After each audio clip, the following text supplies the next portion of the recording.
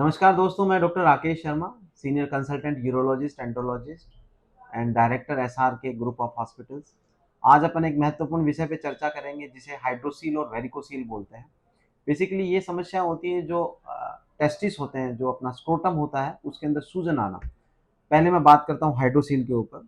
Hydrocele जब जो testis के बाहरी आवरण होता है उसमें जब पानी भर जाता है और स्क्रोटम में स्वेलिंग आ जाती है, जिसको गोसे भी बोलते हैं, गोसों में सूजन आ जाती है तो उसको हम हाइड्रोसिल बोलते हैं।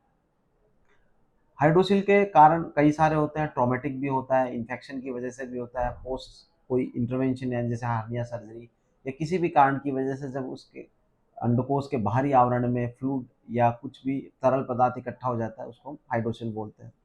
सब इसके निदान कैसे किया, डायग्नोसिस के लिए हम इसकी सोनोग्राफी कराते हैं। सोनोग्राफी से हमें पता चलता है कि हाइड्रोसिल का कारण क्या है, उसमें कंटेंट क्या है। कई बार हर्निया से भी हाइड्रोसिल कंफ्यूज होता है, वो भी हमें सोनोग्राफी से मालूम चल जाता है और फिजिकल एग्जामिनेशन से पता चल जाता है। हाइड्रोसिल का ट्रीटमेंट मुख्यतः ऑपरेशन होता है। ऑपरेशन के द्वारा जो इसके अतिरिक्त पानी भरा हुआ होता है उसको हम निकाल देते हैं।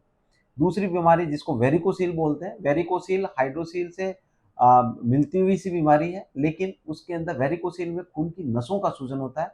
हाइड्रोसील पूरा जो स्क्रोटम है वो पूरा फूलता है, जबकि वेरिकोसील में केवल नसें फूलती हैं और भारीपन सा लगता है। इसके सिम्टम्स होते हैं कि हमें टेस्टिस है वो भारीपन सा महसूस होता है, प्लस इनफर्टिलिटी यानी कि पुरुषों में बांझपन का वेरिकोसील है वो एक मुख्य कारण है।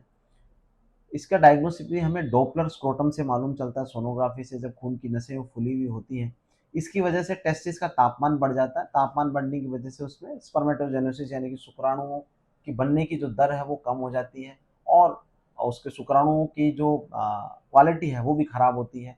उनकी मोर्फोलॉजी बदल जाती है, यानी उनमें टूट-फूट आ जाती है, जिसको हम हमारी भाषा में एज़ोस्पर्मिया, टेरोटोस्पर्मिया या ओलिगोस्पर्मिया बोलते हैं।